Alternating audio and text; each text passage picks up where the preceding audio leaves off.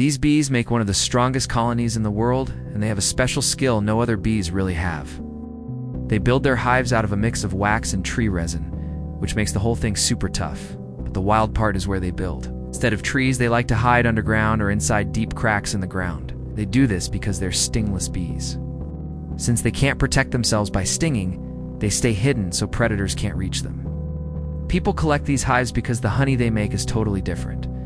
It's more sour, more runny. It has a special natural stuff in it that people say can help heal cuts and even improve eyesight. That's why these underground hives end up costing so much.